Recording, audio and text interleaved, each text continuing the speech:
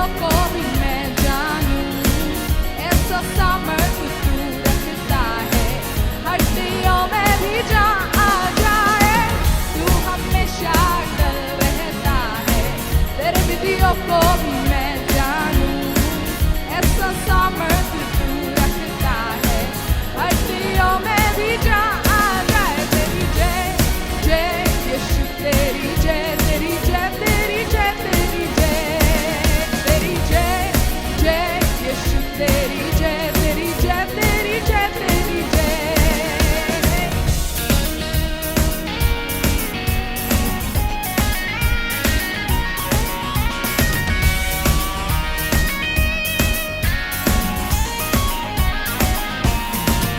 तेरे प्रेम में है जय, तेरे वचन में है जय, तेरे लहू में है जय, तेरे नाम की बोलो जय। तेरे प्रेम में है जय, तेरे वचन में है जय,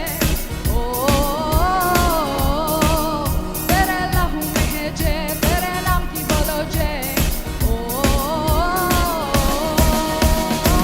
तू हमेशा अटल रहता है, तेरे विधियों को भी मैं जानूं, ऐसा सामर्थ तू रखता है, हड्डियों में भी जान आ जाए।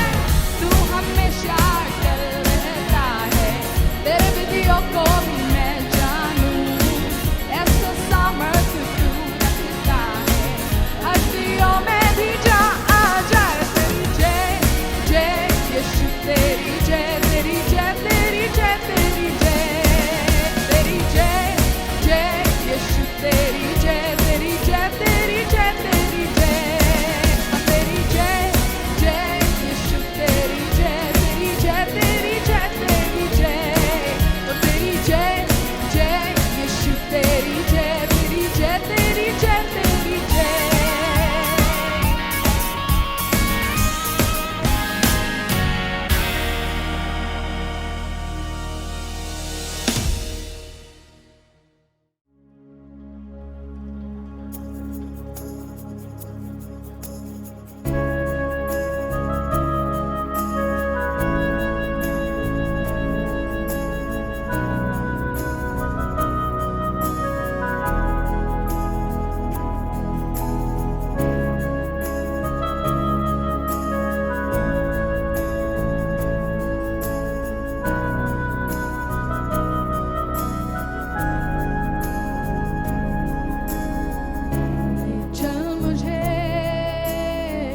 ले चल मुझे, तू है जहां, ले चल मुझे, ले चल मुझे,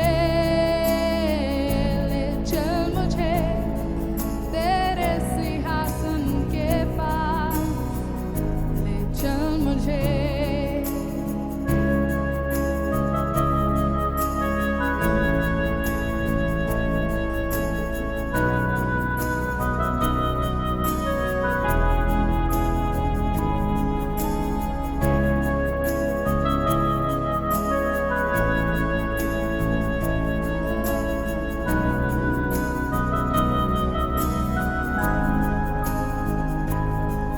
तेरे पवित्र स्थान में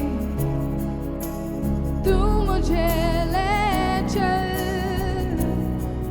तुझे देखना मैं चाहता हूँ, हर घड़ी हर पल,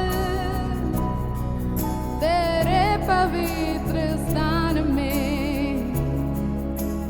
तू मुझे ले चल, तुझे देखना मैं चाहता हूँ, हर घड़ी हर पल, तुझे ढूंढता हुआ, तुझे चाहता हुआ, मुझे खींच ले, मैं दौड़ूंगा, तुझे ढूंढता हुआ, तुझे चाहता हुआ, मुझे खींच ले, मैं दौड़ूंगा।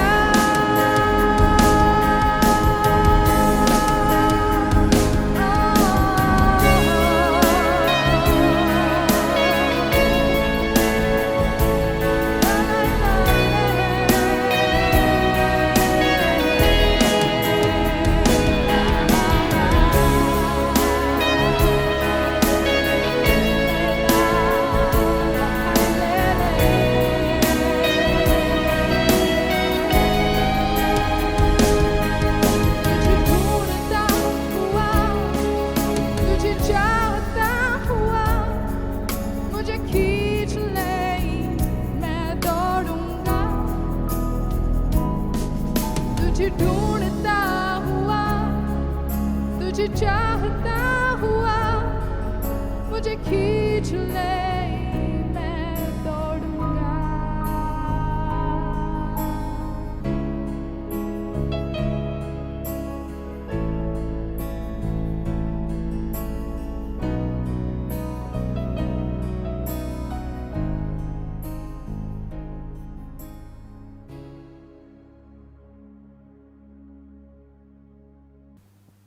Praise the lord. परमेश्वराचा धन्यवाद करा, कारण की तो चांगला आहे आणि त्याची दया सनातन आहे. ख्रिस्त येशूमध्ये मी सिस्टर प्रतिमा आपल्या सर्वांना येशूमध्ये सलाम. आपण वचनामध्ये जाऊया. वचनामध्ये जायच्या आधी आपण सर्व परमेश्वराचे लोक, परमेश्वराचे भय बाळगणारे लोक, ह्या नात्याने आपल्याला माहिती आहे की आपण कृपा पावलेले आहोत आणि पवित्र शास्त्रामध्ये कृपा पावलेले अनेक लोक आहेत.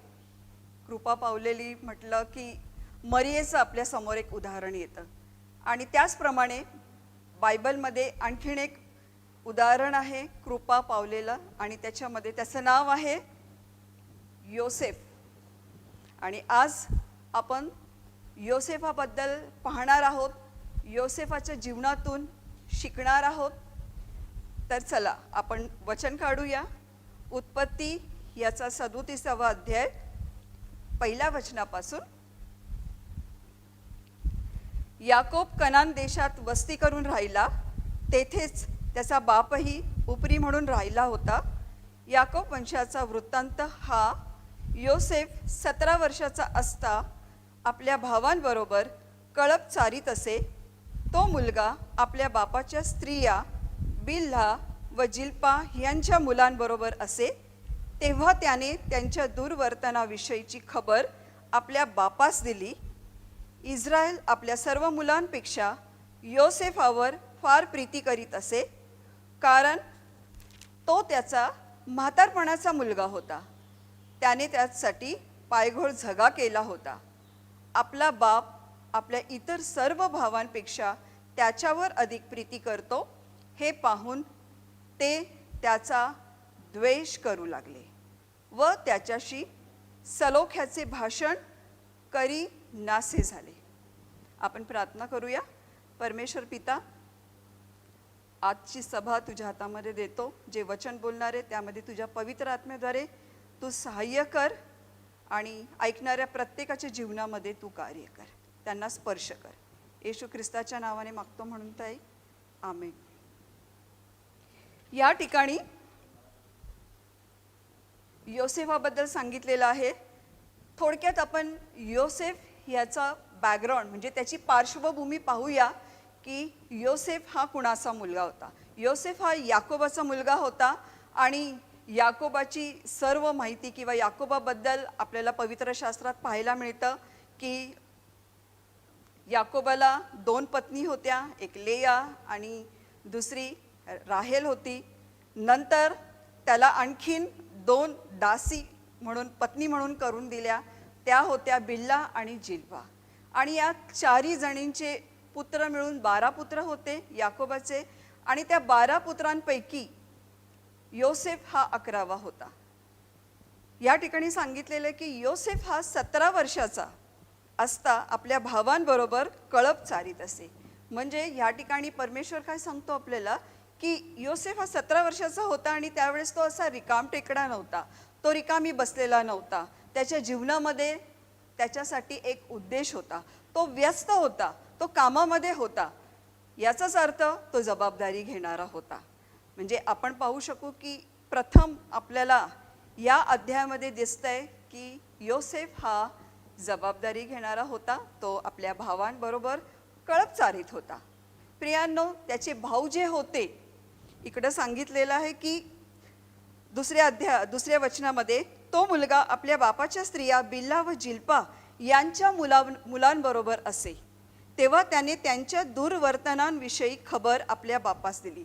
या ठिकाणी योसेफ जो होता तो तिथे जबाबदारी घेत होता, तो कळप चारीत होता. आणि महत्त्वाचं आहे की तो कोणत्या लोकांबरोबर होता, त्याच्या संगतीचे जे लोक होते ते त्याचे भाऊच होते, परंतु त्यांची वागणूक कशी होती, त्यांचा स्वभाव कसा होता, या ठिकाणी वचन सांगतं की त्याने त्यांच्या दुर्वर्तनाविषयी खबर आपल्या बापास दिली. योसेफ हा तिकडे जबाबदारी घेत होता, कामामध्ये व्यस्त होता, त्याच्या त्या भावांबरोबर होता. जे दुर्वर्तन, शब्द इकडं आहे की दुर्वर्तन, म्हणजे त्यांचं वर्तन चांगलं नव्हतं.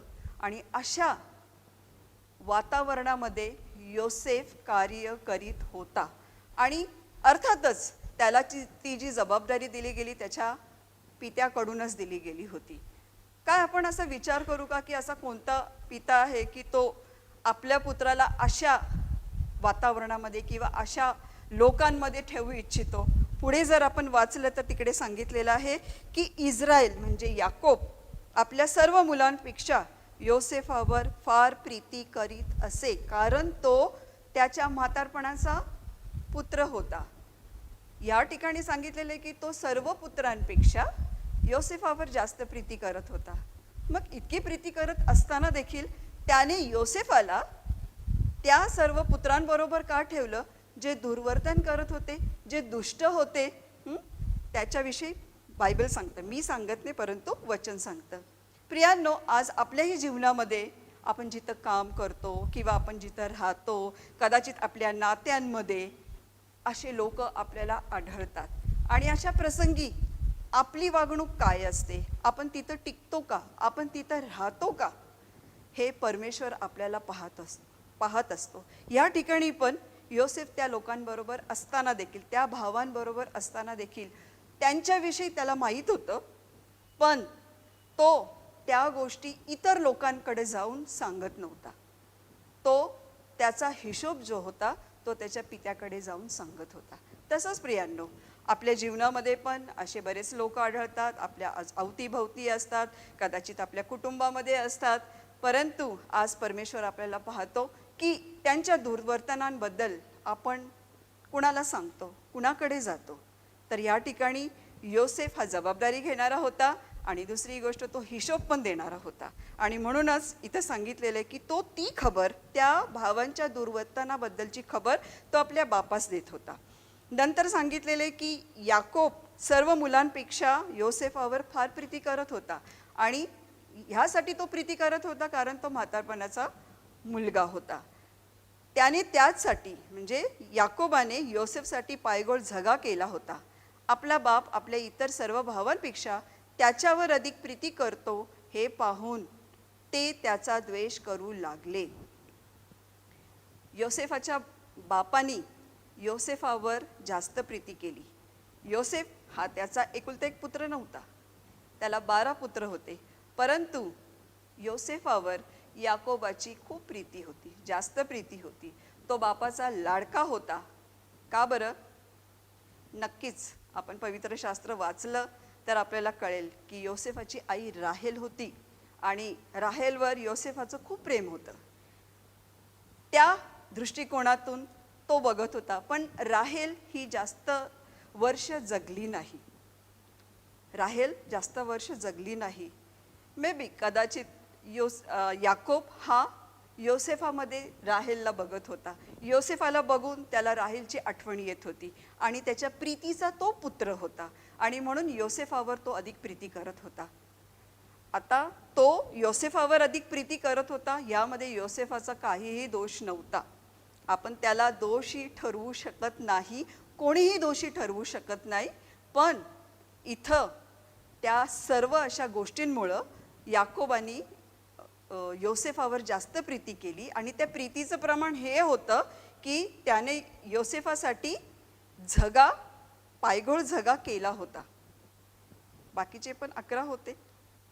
नक्कीच त्यांना वाईट वाटलं असेल, नक्कीच त्यांना आवडलं नसेल, नक्कीच त्यांना देखील हवं होतं, त्यांना देखील पित्याची प्रीती हवी होती. पण वचनामध्ये असं लिहिलेलं आहे, तीच मी तुम्हाला सांगते की याचा परिणाम काय झाला.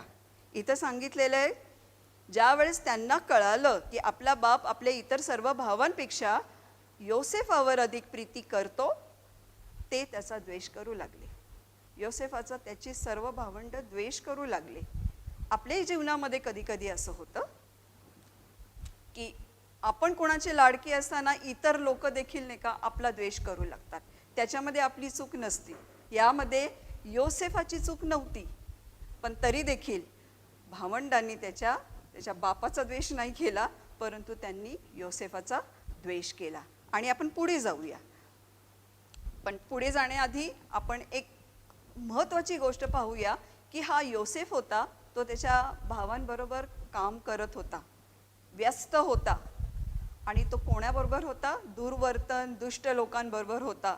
त्यांचं वागणं ठीक नव्हतं, त्याच्याशी त्यांचं नातं नव्हतं. ह्या ठिकाणी सांगितलेलं आहे की ते भाऊ त्याचा द्वेष करू लागले होते. आणि ज्यावेळेस ते द्वेष करत होते तर त्यावेळेस योसेफ बोलू शकला असता त्याच्या वडिलांना की मला तिकडे कामाला जायचं नाही आहे, मला खूप गोष्टी सहन कराव्या लागतात, ते मला असं बोलतात, ते माझा द्वेष करतात, ते माझ्या विरुद्ध आहेत, मला अशा ठिकाणी काम करायचं नाही आहे. परंतु योसेफाने मुखातून कोणती अशी गोष्ट काढली नाही जिथं त्याला तिथं काम करायचं नव्हतं.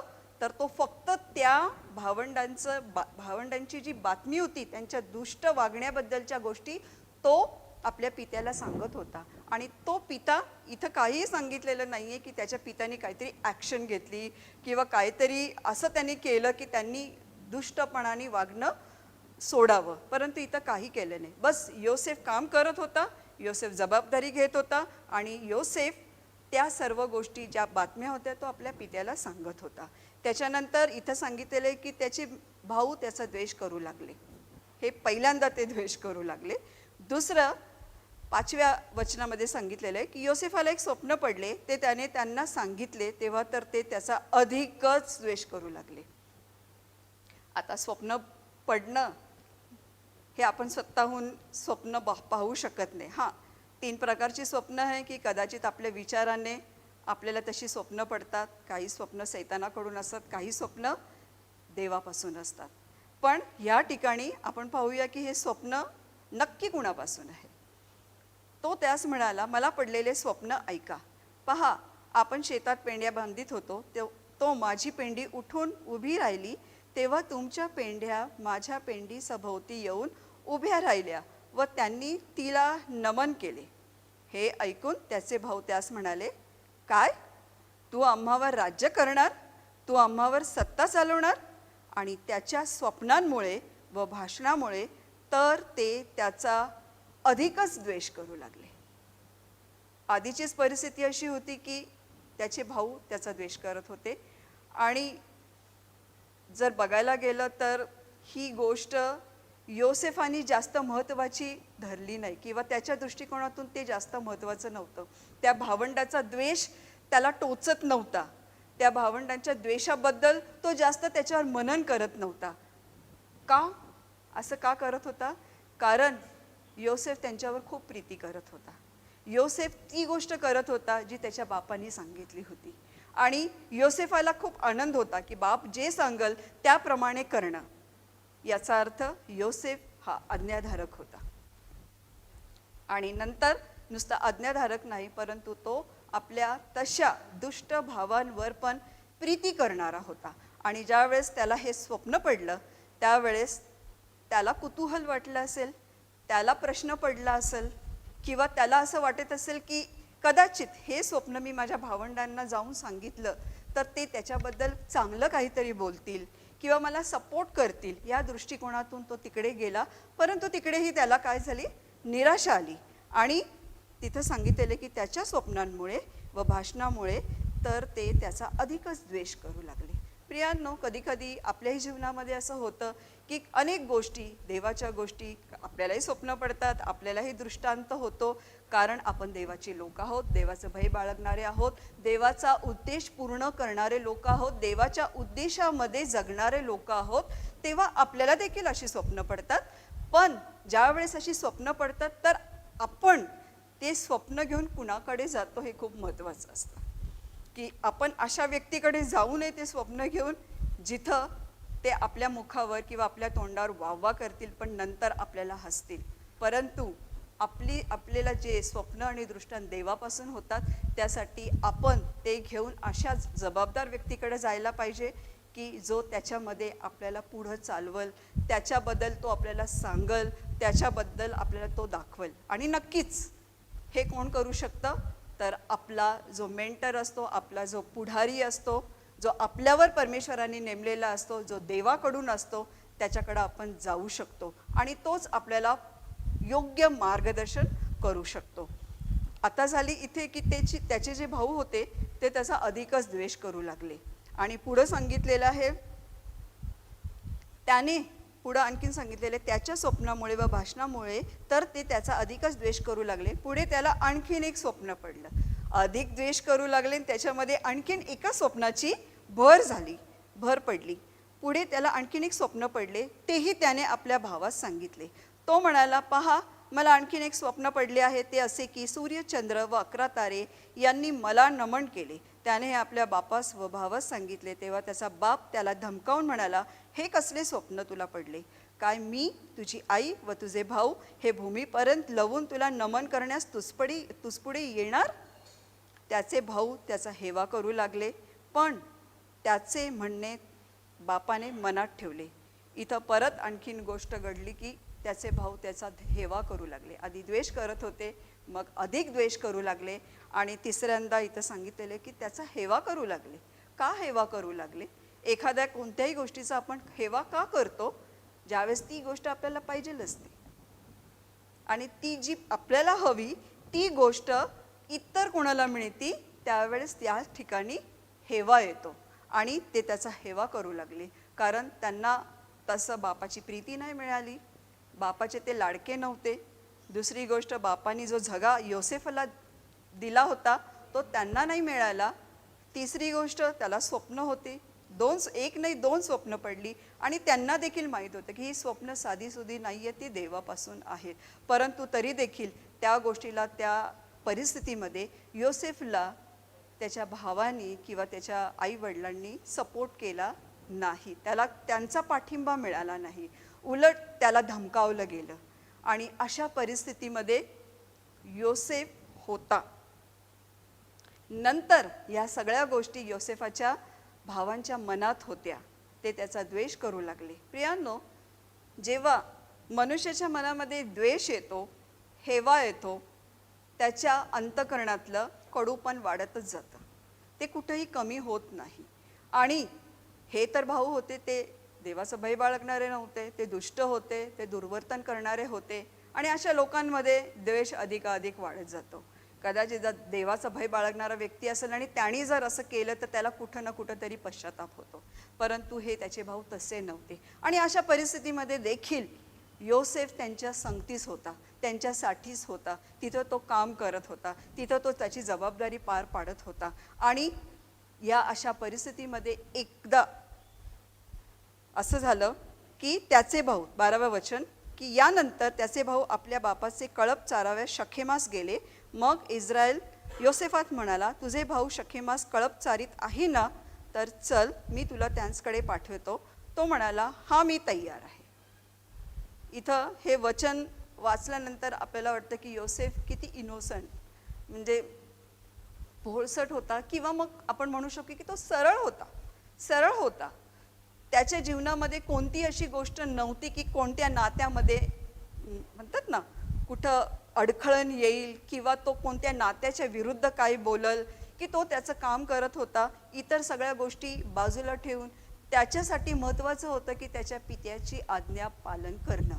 आणि इथं देखील योसेफ काय म्हटला की हा, मी तयार आहे. ज्यावेळेस बाप म्हटला की तू जा, तर तो म्हटला मी तयार आहे. त्याने तिथं कुठलंही कारण दिलं नाही, त्याने कुठली पण सबब सांगितली नाही की मला तिकडं जायचं नाही, ते असे आहेत, किंवा ते दुष्ट आहेत, किंवा ते माझा हेवा करतात, किंवा ते माझा द्वेष करतात. परंतु तो तिथून बापाची आज्ञा मान्य करून तिथून तो निघाला. आणि त्याने पुढं तो बापाच्या आज्ञावरून तो पुढं गेला. आणि नंतर इथं सांगितलेलं आहे की 15व्या वचनामध्ये तो तेथे रानात इकडे तिकडे भटकत असता एका मनुष्यास आढळला. तेव्हा त्याने त्यास विचारले, तू काय शोधित आहे? तो म्हणाला, मी आपल्या भावांना शोधित आहे, ते कोठे कळप चारत आहेत तेवढे मला सांगा. तो मनुष्य म्हणाला, ते येथून निघून गेले आहेत, आपण दोथानास जाऊन असे त्यास बोलताना मी ऐकले, जाऊ असे त्यास बोलताना मी ऐकले. मग योसेफ आपल्या भावांच्या मागे गेला व ते त्यास दोथानात सापडले. बापाने सांगितलं होतं, बापाला सांगण्यात आलं होतं की त्याचे सर्व भाऊ शखेमास जाणार. योसेफ शखेमापर्यंत गेला आणि त्या ठिकाणी त्याचे भाऊ त्या ठिकाणी नव्हते आणि पुढं तो दोथानास जाण्यास निघाला. या ठिकाणी त्याच्या बापाने त्याला फक्त शखेमापर्यंत जाऊन पाहण्यास पाठवले होते. पण जर तो कामकरी असता किंवा पगारावर ठेवलेला असला असता तर त्याने तिथपर्यंत जाऊन तो परत आला असता आणि परत येऊन त्याने बापाला सांगितलं असतं की मी जाऊन पाहिलं पण ते मला सापडले नाही. पण तो आपल्या भावंडाची काळजी करणारा होता, त्यांच्यावर प्रीती करणारा होता आणि त्याच्या घरच्यांसाठी तो नेहमी उभा राहणारा होता. म्हणून तो शखेमापासून दोथानास गेला आणि त्या ठिकाणी त्याचे भावंड त्याला आढळले. ज्या वेळेस योसेफ येत होता त्याच्यामधली योसेफाची एक महत्त्वाची गोष्ट अशी होती की त्याच्या बापाने त्याला जो झगा दिला होता तो योसेफाला खूप प्रिय होता, तो त्याला खूप आवडत होता. किंवा असं म्हणू दे की ती बापाची प्रीती तो स्वतःपासून दूर करू शकत नव्हता आणि त्याच्यासाठी ते कौतुकाची, आपण म्हणू शकू की अभिमानाची गोष्ट होती की बापाने मला झगा दिलेला आहे आणि त्याला नेहमी तो घालायला आवडत असे. आणि म्हणून ह्या ठिकाणी पण तो आपल्या भावंडांना शोधायला गेला, त्यावेळेस पण तो झगा घालूनच तो गेला होता. आणि लांबून ज्यावेळेस त्याच्या भावांनी बघितले, इथं सांगितलेले, त्यांनी त्याला दुरून पाहिले तेव्हा तो त्यांच्याजवळ येऊन पोहोचण्यापूर्वी त्याला मारून टाकण्याचा त्यांनी कट केला. ह्या ठिकाणी आपण बघतो की त्या भावंडामध्ये योसेफाबद्दल कडूपण इतक्या हद्दीपर्यंत वाढलं होतं, द्वेष इतका जास्त प्रमाणात वाढला होता की या ठिकाणी ते त्याला मारण्यासाठी कट करू लागले, त्या मारण्यासाठी ते विचार करू लागले, प्लॅन करू लागले. आणि ते एकमेकांस म्हणाले, पहा तो स्वप्नदर्शी येत आहे, तर आता चला आपण त्याला ठार करून एका खाड्यात टाकून देऊ आणि मग सांगू की कोणा हिंस्र पशुने त्याला खाऊन टाकले, मग पाहूया त्याच्या स्वप्नांचे काय होते ते. या ठिकाणी महत्त्वाचा भाग हा आहे की जी स्वप्न योसेफाला पडली होती ती त्याच्या स्वतःहून पडली नव्हती, ती स्वप्न देवापासून होती आणि देव त्याला काहीतरी सांगू इच्छित होता. त्याला जे सांगत होता तो त्याच्या भावांसंगती बोलू इच्छित होता, त्याच्याबद्दल डिस्कस करू इच्छित होता. त्याला असं वाटत होतं की ते मला हेल्प करतील किंवा त्याला असं वाटत होतं की हे असं शक्य आहे का, असं घडणार आहे का. अनेक प्रश्न त्याच्या मनामध्ये होते. त्याच्या बापाने देखील त्याला मदत केली नाही, त्याच्या भावांनी देखील केली नाही. परंतु या स्वप्नांमुळंच त्याच्या जीवनामध्ये ही परिस्थिती आली. या स्वप्नामुळंच त्याचे भाऊ त्याचा द्वेष करू लागले आणि त्याला नाव दिलं त्यांनी. पहा, हा स्वप्नदर्शी या ठिकाणी सांगितलेलं आहे 19व्या वचनामध्ये. ते एकमेकांस म्हणाले, पहा तो स्वप्नदर्शी येत आहे. असे अनेक लोक आहेत, त्यांना स्वप्न म्हणजे ना, माझ्या लाईफमध्ये मी बऱ्याच लोकांना बघितले की त्यांना खूप स्वप्न पडतात, इतके स्वप्न पडतात की अगदी रोज रोज ते स्वप्न बघतात. आणि मी विचार करते की इतके स्वप्न कसे काय ते पाहू शकतात. मला इतके स्वप्न नाही पडत आहे, पण त्यांना पडतात ते. परंतु आपल्याला माहिती आहे, आपण शिकलो आहे, आपल्याला शिकवण्यात आलेलं आहे की कधी कधी म्हणतो ना, त्या लोकांबरोबर राहून त्या लोकांची स्वप्न पडतात. काही लोकांना शाळा कॉलेजची स्वप्न पडतात, काही लोकांना पूर्वी जसं बालपण जिथं आपलं वाढतं तिकडची स्वप्न पडतात, काही लोकांना आता आपण जर चर्चमध्ये आहोत, चर्चच्या लोकांबरोबर आहोत, नक्कीच आपण सर्वांना मिस करतो. त्यामुळं कदाचित आपल्याला ती स्वप्न पडतात जी आपण त्या सगळ्या लोकांबरोबर व्यतीत केलेला जो वेळ आहे त्याच्याबद्दल आपल्याला स्वप्न पडतात. असे बरेच स्वप्न आहेत. आणि कधी कधी एखादा व्यक्ती येऊन आपल्याला सारखं म्हणतो, मला हे स्वप्न पडलं, मला ते स्वप्न पडलं, म्हणतं अरे अरे आले आले हे स्वप्न बघणारा, ही स्वप्न बघणारी. तसंच इथे या ठिकाणी योसेफाला पण त्याच्या भावांनी नाव दिले. आला आला आला, हा कोण आला? स्वप्नदर्शी आला. म्हणजे काय? स्वप्न पाहणारा आला. म्हणजे स्वप्नांचा त्यांनी पुढं म्हणतात ना, लेवलच त्याला लावून टाकलं होतं की हा स्वप्न पाहणारा. आणि त्याच्यामुळं ते खुश नव्हते, त्याच्यामुळं ते त्याचा द्वेष करत होते आणि त्याच्यामुळंच त्याला मारण्याचा त्यांनी कट केला.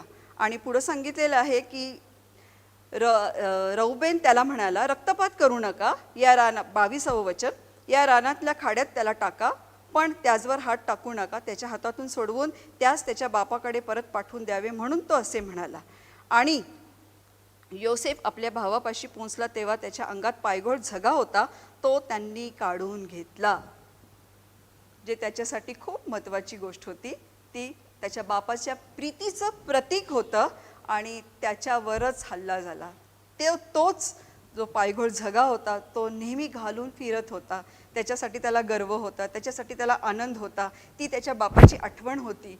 आणि तोच झगा काय झाला, काढून घेण्यात आला आणि त्याला धरून खाड्यात टाकून दिले. तो खाडा कोरडा होता, त्यात पाणी नव्हते.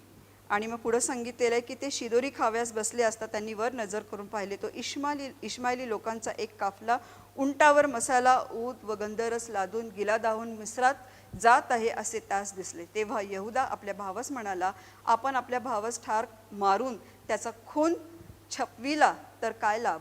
चला आपण त्यास या इश्माईली लोकास विकून टाकू. त्यांनी त्यांचा प्लॅन बदलला. या ठिकाणी रौबेन जो होता तो त्यांचा थोरला भाऊ होता, मोठा भाऊ होता. आणि मोठ्या भावावर नक्कीच सर्व भावंडाची जबाबदारी असते. आणि या ठिकाणी तो मधी पडला की त्याला आपण मारू नये, तर आपण त्याला काय करूया, या खाड्यामध्ये म्हणजे त्या खड्ड्यामध्ये आपण टाकून देऊया, त्याचा घात करू नये. म्हणून त्याने तसं केलं. पण त्याच्याकडे ती क्षमता होती त्याला वाचवण्याची. रौबेनकडे ती क्षमता होती की योसेफाला वाचवण्याची, त्या भावंडाच्या हातून सोडवून आपल्या बापापर्यंत पोहोचवण्याची.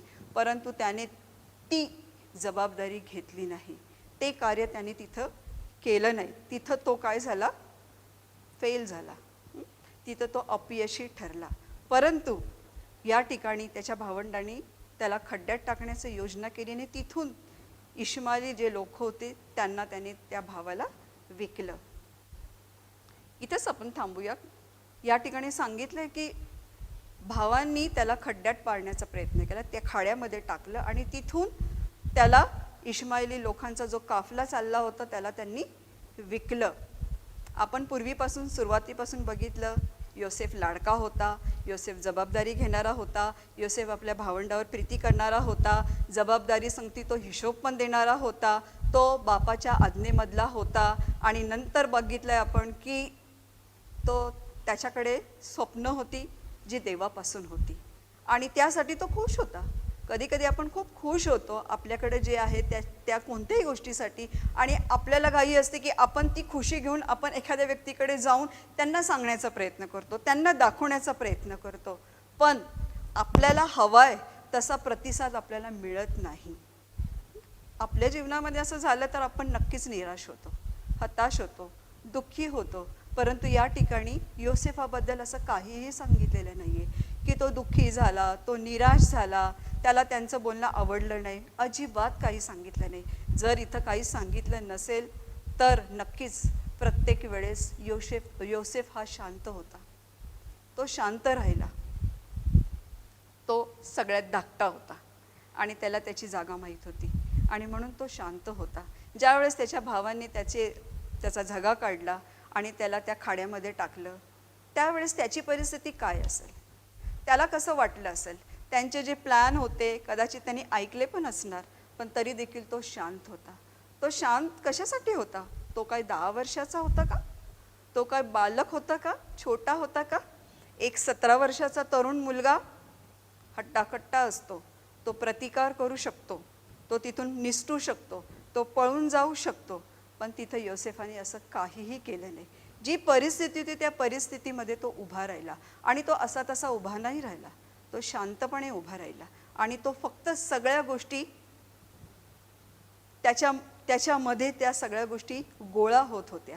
तो सर्व नाती बघत होता, त्या सर्व म्हणतात ना त्या लोकांना बघत होता ज्या लोकांवर त्याने प्रीती केली. त्याला कसं वाटलं असेल की ज्या भावंडासाठी माझ्या बापाने सांगितलं त्याच्यामुळं मी त्या भावंडाची काळजी म्हणून मी त्यांना शोधायला आलो, त्यांची खबर बापाला देण्यासाठी आलो, ही जबाबदारी घेऊन आलो आणि ह्याच भावंडांनी मला काय केलं, खाड्यांमध्ये टाकलं.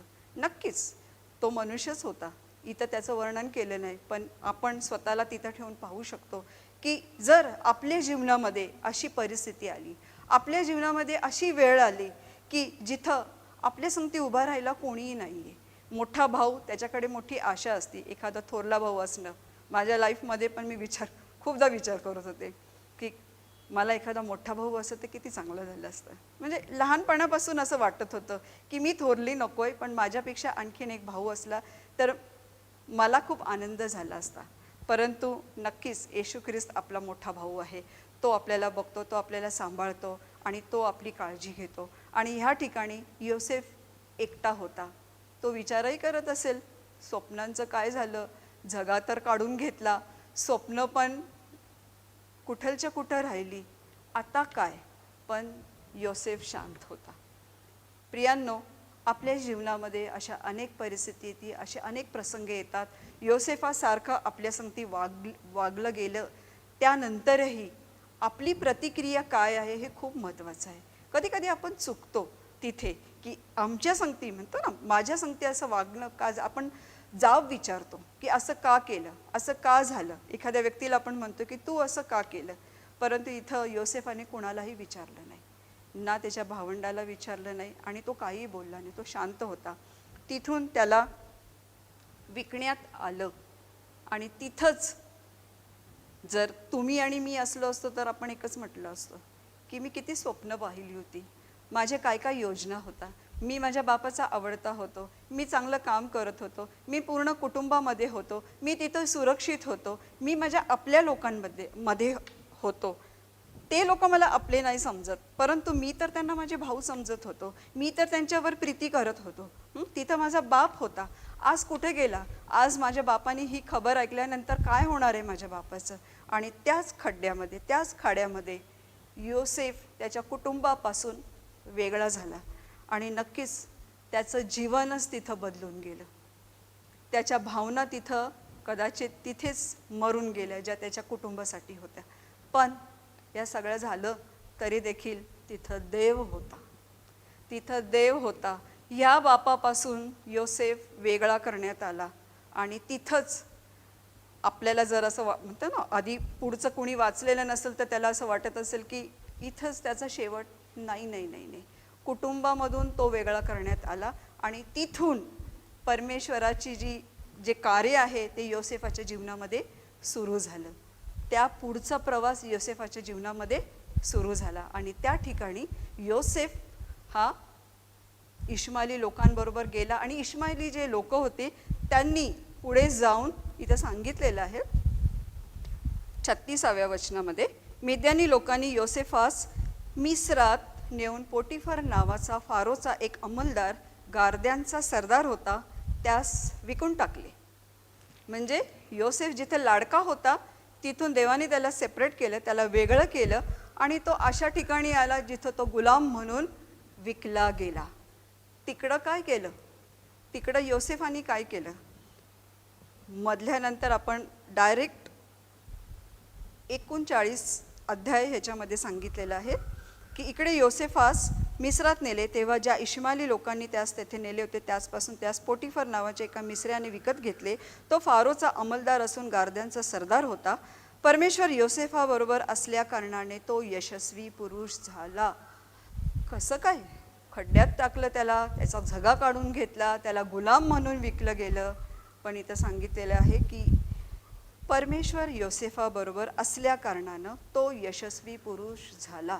परमेश्वर कुणाबरोबर असतो, परमेश्वर एकटे असलेल्यांबरोबर असतो. वचन म्हणतं परमेश्वर एकटे असलेल्यांस कुटुंब वत्सल करतो, अनाथ विधवा यांची तो दाद घेतो. आणि जिथं त्याचे घरचे लोकांनी त्यांना तर फेकून दिलं, त्याला तर टाकून दिलं, तो तर त्यांच्यासाठी मेल्यासारखाच होता आणि ते खूप खुश असतील. पण इथं नक्कीच योसेफ खुश नव्हता. त्याचं अंतकरण कितीतरी तुटलं असेल. तिथं परमेश्वराने त्याला किती मोठ्या प्रमाणामध्ये तोडलं आणि तिथे तो इकडं वचन सांगतं की पोटिफराच्या घरामध्ये देखील परमेश्वर योसेफाबरोबर होता. ज्यावेळेस परमेश्वर एखाद्या व्यक्तीबरोबर असतो हे इतर लोकांना कसं दिसणार आहे, त्याच्या बोलण्यावरून, त्याच्या वागणुकीवरून, त्याच्या कामावरून, त्याच्या जीवनशैलीवरून इतर त्याच्या संगतीच्या व्यक्तीला किंवा त्याच्या अधिकाऱ्याला किंवा त्याच्या हाताखालच्या लोकांना समजून येतं की हा ह्याच्या संगती परमेश्वर आहे. असंच कोणीही मनातलं ओळखू शकत नाही. एखाद्या मनुष्याच्या जीवनाबद्दल बघायचं तर त्याचं बोलणं, चालणं, वागणं, परिस्थितीमध्ये तो कसा वागतो, कामामध्ये तो कसा आहे, हिशोब देण्यामध्ये कसा आहे, आणि या सगळ्या गोष्टींमध्ये योसेफ हा पारंगत होता. आणि म्हणूनच ह्या ठिकाणी देखील सर्व सोडून गेले, परंतु परमेश्वर योसेफाबरोबर होता. आणि पुढं सांगितलेलं आहे की परमेश्वर त्याचबरोबर असल्या कारणाने जे काही तो हाती घेतो त्यास परमेश्वर यश देतो, असे त्याच्या धन्याला म्हणजे पोटिफराला दिसून आले. योसेफावर त्याची कृपादृष्टी झाली. या ठिकाणी जशी बापाची कृपादृष्टी योसेफावर होती, त्याच्या कुटुंबामध्ये दुसऱ्यांदा इथं सांगितलेलं आहे की ज्या ठिकाणी तो गुलाम म्हणून विकला गेला त्या ठिकाणी त्याच्या मालकाची कृपादृष्टी योसेफावर यासाठी झाली कारण की परमेश्वर योसेफाबरोबर होता. मग काय आज काय महत्त्वाचं आहे की आपण कुठं राहतो, आपण कोणत्या लोकांसंगती राहतो, आपला परिसर कोणता आहे, आपण ज्या ठिकाणी काम करतो ते काम, त्या कामावरचे लोक कसे आहेत हे महत्त्वाचं नाही आहे, परंतु आपल्याबरोबर देव असणं हे खूप महत्त्वाचं आहे. या ठिकाणी योसेफ प्रत्येक परिस्थितीमध्ये शांतच होता. या ठिकाणी देखील त्याच्या मालकाला पोटिफराला दिसून आलं की परमेश्वराची योसेफावर कृपादृष्टी, परमेश्वराचा हात आहे किंवा परमेश्वर योसेफाबरोबर आहे. कारण जिथं परमेश्वर आहे, ज्या व्यक्तीसंगती परमेश्वर आहे, तो व्यक्ती ज्या कामाला हात घालेल तिथं परमेश्वर यश देत असतो, तिथं बढती होत असते, तिथं सगळं काही व्यवस्थित असतं. आणि या ठिकाणी पोटिफराला ते दिसून आलं. प्रियांनो, पोटिफराला माहीत होतं योसेफ हा यहुदी आहे, कारण त्या काळामध्ये म्हणतो ना, वर्णावरून, बोलण्या चालण्यावरून, त्यांच्या सगळ्या इतर गोष्टींद्वारे लगेच समजून यायचं की हा व्यक्ती कुठला आहे, मिसरचा आहे, यहुदी आहे, मिद्यानी आहे. या सगळ्या गोष्टी त्याच्या लाईफस्टाईल म्हणजे त्याची जीवनशैली आहे त्याच्यामधून दिसून येत होतं. आणि सर्व सृष्टीमधल्या लोकांना माहीत होतं की इस्रायलचा परमेश्वर किती सामर्थ्यवान आहे, तो मोठमोठे चिन्ह चमत्कार करणार आहे. आणि या ठिकाणी देखील योसेफाबरोबर देव होता हे पोटिफराला समजलं आणि पोटिफराची कृपादृष्टी त्याच्यावर झाली. या ठिकाणी पोटिफराने त्याच्यावर कोणतेही उपकार केले नाही आहेत, कारण तिथं पोटिफराच्या सगळ्या गोष्टीचा फायदा होत होता.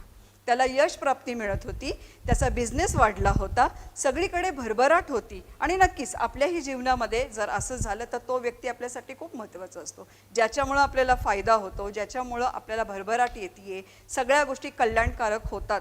तर नक्कीच अशा सेवकावर आपली देखील कृपादृष्टी होऊ शकते. आणि या ठिकाणी देखील पोटिफराचा स्वार्थच होता, तरी देखील इथं सांगितलेले त्याची कृपादृष्टी म्हणजे पोटिफराने सर्व अधिकार योसेफाच्या हातामध्ये दिले होते. आणि नंतर पुढं सांगितलेलं आहे की अशी ही वेळ आलेली, म्हणजे इथं तो जसं काही सेटल झाला होता, तो आता निश्चिंत होता, त्याचा सर्व पुरवठा होता, त्याच्याकडे काम होतं आणि त्याच्या मालकाची मर्जी त्याच्यावर होती आणि नक्कीच तो तिथे आनंदित होता. परंतु काय झालं, देवाने त्याला तिथं परत स्थिर नाही ठेवलं. तिथं परत एक अशी वेळ आली की पोटिफराची पत्नी, जिने योसेफावर तिची वाईट नजर होती आणि तिने असा प्लॅन केला, दुष्ट प्लॅन केला. परंतु कारण की तिथं योसेफ हा तरुण होता, योसेफ हा हँडसम होता, योसेफ हा सुंदर होता आणि नक्कीच म्हणतो ना, हँडसम, सुंदर आहे, चांगला आहे, काम करणार आहे, जबाबदारी घेणार आहे. आणि मुलगी असू दे किंवा मुलगा असू दे, अवतीभोवतीच्या लोकांची नजर नक्कीच त्यांच्यावर असते. आणि अशा ठिकाणी देखील तो गुलाम जरी असला तरी नजरेत भरण्यासारखा होता. आणि पोटिफराच्या पत्नीची नजर त्याच्यावर पडली आणि तिने त्याला काय केलं, ती त्याला काय म्हटली की सर्व लोकांना तिने बाहेर काढलं आणि तिथं त्यांनी पापासाठी प्रवृत्त केलं पोटिफराच्या पत्नीने. परंतु त्या ठिकाणी योसेफ तिला म्हटला की सर्व काही माझ्या हातामध्ये आहे, सर्व काही माझ्या अधिकारामध्ये आहे, फक्त तुला सोडून सर्व गोष्टींवर मला अधिकार आहे. पण मी तुझ्या संगती असं वाईट कृत्य करून मी माझ्या परमेश्वराला दुःखी करू शकत नाही. या ठिकाणी वचन आहे 9वं वचन की ह्या घरात माझ्यापेक्षा ते मोठे नाही, म्हणजे पोटिफराबद्दल तो म्हणतो. आणि तुम्ही त्यांची पत्नी केवळ म्हणून तुमच्याखेरीज त्यांनी माझ्यापासून काही दूर ठेवलेले नाही. असे असता एवढी मोठी वाईट गोष्ट करून मी देवाच्या विरुद्ध पाप कसे करू. योसेफ देवाचं भय बाळगणारा होता आणि देव जसं सांगेल त्याप्रमाणे करणारा होता आणि त्याला देवाचे नियम माहीत होते आणि या ठिकाणी देखील तो देवाच्या विरोधात येऊ इच्छित नव्हता. त्याने कोणत्याही मोहाला बळी न पडता त्या ठिकाणून त्याने पळ काढला आणि त्या कारणासाठी त्याला धरण्यात आलं आणि त्याला जेलमध्ये म्हणजे तुरुंगामध्ये टाकण्यात आलं. या ठिकाणी योसेफाचा कोणताही अपराध नसताना देखील योसेफाला तुरुंगात टाकण्यात आलं. काय आपल्या जीवनामध्ये अशी वेळ येते का की आपण अपराध केलेला नसताना देखील त्याची शिक्षा आपल्याला मिळाली आहे? प्रियांनो, कधीकधी अशीही वेळ येते आणि अशा प्रसंगी योसेफाचं तर उदाहरण आहेच आहे आपल्याकडे, परंतु सर्वात महत्त्वाचं आणि मोठं उदाहरण आपल्यासमोर जिवंत उदाहरण येशू ख्रिस्ताचं आहे की येशू ख्रिस्त हा देवाचा पुत्र असूनही, त्यांनी कोणतंही पाप केलेलं नसूनही परमेश्वराने आमच्या पातकांकरता त्याला वधस्तंभावर खिळण्यात आलं, त्याच्यावर आमची सर्व पापे लादण्यात आली. आणि तिथं येशू ख्रिस्ताने काय केलं? येशू ख्रिस्त शांत राहिला, त्याने पित्याची इच्छा पूर्ण केली. तसंच आपल्याही जीवनामध्ये असे अनेक प्रसंग येतील, परंतु अशा प्रसंगामध्ये आपण कसं वागतो हे आपल्यावर निर्भर आहे की त्या प्रसंगी योसेफाने काय केलं. योसेफ हा शांत राहिला. तो अपराधी नसूनही त्याला शिक्षा झाली, तो जेलमध्ये गेला, तो तुरुंगामध्ये गेला. पण प्रियांनो, तिथं देखील परमेश्वराने त्याची साथ सोडली नाही. तिथं देखील तो देवाचं भय बाळगणारा होता, तिथं देखील तो जबाबदारी घेणारा होता, तिथं देखील तो प्रार्थना करणारा होता, तिथं देखील तो शांत राहिला. त्याला त्याच्या जीवनामध्ये जे काही घडलं ते त्याने स्वीकारलं. त्याने का स्वीकारावं? तो बोलू शकला असता, त्याने स्वतःची बाजू मांडण्याचा प्रयत्न कधीही केला नाहीये. प्रियांनो, आपल्याही जीवनामध्ये जर मी वाचलं, मी माझ्या अभ्यासामध्ये मी एकच म्हणू शकते की त्याला कुठेही संधी, जर त्यांनी बोलला पण असतं तर तो काही करू शकला असता. त्याच्या बळाने किंवा त्याच्या बोलण्याने तिथं त्याचं ऐकणारं होतं तरी कोण? तिथं कोणी असा व्यक्ती नव्हता की त्याच्यासाठी तो उभा राहील आणि त्याला त्या परिस्थितीतून बाहेर काढेल. परंतु त्याने हर एक परिस्थितीला स्वतःच्या जीवनामध्ये स्वीकारलं, हर एक कार्याला त्यांनी स्वतःच्या जीवनामध्ये स्वीकारलं, हर एक जो त्याच्यावरती अधिकारी नेमला गेला त्याचा देखील त्याने स्वीकार केला, ह्यासाठी की त्या पित्याची इच्छा होती, म्हणून त्याने तो देवावर अवलंबून होता, म्हणूनच त्या ठिकाणी तो राहिला. आणि या तुरुंगामध्ये असताना देखील तिथं पुढं आपण वाचतो तर तिकडे सांगितलेलं आहे की तिकडे राजाचे 2 सेवक तुरुंगामध्ये टाकण्यात आले होते, त्यांना शिक्षा झाली होती. आणि त्या तुरुंगामध्ये योसेफाबद्दल सांगितलेलं आहे की जो तुरुंगाचा अधिकारी होता त्याने त्या तुरुंगामध्ये असताना देखील सर्व अधिकार योसेफाच्या हाती दिला होता. तिथे देखील तो लीडर होता. म्हणजे जर आपण पाहायला गेलं तर योसेफ हा जन्मतःच पुढारी होता. तो प्रत्येक ठिकाणी जबाबदारी घेत होता, प्रत्येक ठिकाणी सर्वांच्या वरती परमेश्वराने त्याला नेमलं होतं. आणि अशा परिस्थितीमध्ये त्यांनी प्रत्येक ठिकाणी आपली जबाबदारी पार पाडली. त्या ठिकाणी कुठंही कोणीही त्याच्या विरुद्ध असं कोणतंही कारण दिलेलं नाही की इथं योसेफाने ही चूक केली, तो या कामामध्ये चुकला, त्यांनी हे चांगलं केलं नाही, काहीच नाही. प्रत्येक ठिकाणी हे दोन्ही ठिकाणी म्हटलेलं आहे की त्याच्या मालकांची, जिथं अधिकारी होते त्याच्यावरची, त्यांची कृपादृष्टी योसेफावर झाली. आणि तुरुंगामध्ये असताना देखील तो तिथं अधिकारी होता. सर्व तुरुंगातले लोक त्याच्या हाताखाली होते, सर्व कारभार तो पाहणारा होता. या सर्व पोटिफाराच्या घरात आणि या तुरुंगामध्ये परमेश्वर योसेफाची तयारी करत होता. पुढं काय होणार हे योसेफाला माहीत नव्हतं, पण एक गोष्ट आहे, योसेफाला काही माहीत नसलं तरी योसेफाला त्याचा देव माहीत आहे. कारण की त्याला माहीत आहे की वचन म्हणतं आपलं की देव चांगला आहे आणि चांगले करतो. मी माझ्या जीवनासाठी एकच गोष्ट म्हणते की पूर्वी तारण होण्यापूर्वी माझं लाईफ जे होतं त्याच्यामध्ये इतकी जास्त वचनं किंवा शिक्षण वगैरे काही माहीत नव्हतं, पण एक विश्वास होता की परमेश्वर चांगला आहे, परमेश्वर माझा बाप आहे आणि तो माझं कधीच वाईट करणार नाही. परमेश्वर चांगला आहे आणि तो माझं कधीच वाईट करणार नाही. या विश्वासावर परमेश्वराने माझ्या जीवनामध्ये कार्य करण्याची सुरुवात केली आणि देवाने इथपर्यंत घेऊन आला आणि त्याने त्याचे अनुभवही खूप दिले. आणि जिथून मी आले तिथंच परमेश्वराने ठेवलं नाही, परमेश्वराने घडवत बनवत परमेश्वराने इथपर्यंत घेऊन आला. त्याची कृपादृष्टी आमच्यावर झाली. आणि या ठिकाणी जसं योसेफ होता, योसेफाने देखील तिथं जे आहे ते स्वीकारलं, शांतपणे स्वीकारलं. परंतु एक दिवस तिथं हालचाल झाली, तिथं काहीतरी घडलं. त्या तुरुंगात काहीतरी घडलं. जो पालेबदार होता आणि जो किचनमध्ये काम करणारा स्वयंपाकी होता, 2 जण राजाची त्या तुरुंगामध्ये कैदी म्हणून आले होते. आणि त्या ठिकाणी त्या दोघांनाही एक संगती स्वप्न पडली आणि ते डिस्टर्ब झाले. आणि डिस्टर्ब झालेले असताना ते योसेफाकडे आले आणि योसेफ म्हटला, का तुम्ही रेस्टलेस झाला, तुम्ही अस्वस्थ का झाला? आणि त्या ठिकाणी योसेफ म्हटला की ठीक आहे, तुम्हाला स्वप्न पडले, मला सांगा ते स्वप्न. आणि त्या दोघांनी योसेफाला त्यांची दोन्ही स्वप्न सांगितली. आणि देवाच्या कृपेने, देवाच्या आत्म्याद्वारे योसेफाने त्यांच्या स्वप्नाचा अर्थ तिकडे दोघांना सांगितला. आपण घरी जाऊन ते वाचू शकता. आणि त्या ठिकाणी योसेफ म्हटला की एकाला म्हटला की तुला पूर्ववत कामावर ठेवण्यात येईल आणि एकाला सांगितलं की तुला वधण्यात येईल.